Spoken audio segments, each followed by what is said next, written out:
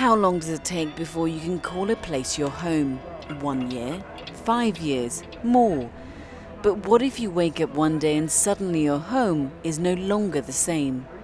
Half of my colleagues voted for Brexit, and they said, oh, you know what, because immigrants taking our jobs. And they said me like face to face, something like that. And I thought, oh my God, sorry guys. It was the first time when I felt weird in this country.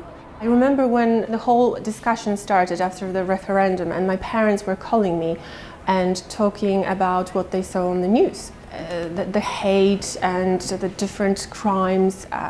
And I've never experienced anything like that. You know, what I love about London is that you have people from all over the world, and I've never felt like I don't fit in here. Some 1 million Polish citizens have made the UK their home. And despite all the uncertainty and political chaos in the UK because of Brexit, some choose not to be swayed by fear, while others call on the government to do more to protect their rights. I already live here for 5 years, so for me it's going to be just a matter to go to the office, register myself once again, and I'm going to get a piece of paper which says, okay, you can work and live here. Under the UK's EU settlement scheme, Anthony is correct. He's considered settled, but for those who've lived in the UK for less than 5 years, only a more temporary pre-settled status will be awarded.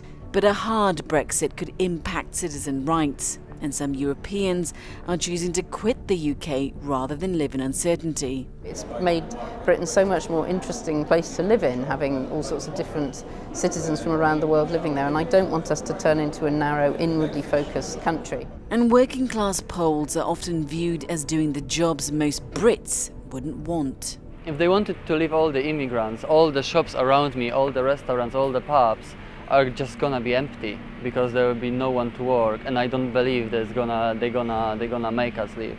I can imagine that businesses would fall victim quite badly. Sadly, I think that's a risk, but I don't think there's any political will whatsoever, either in the UK or in European countries, to sort of tell citizens that they are no longer welcome to stay. That would be a very, very extreme scenario.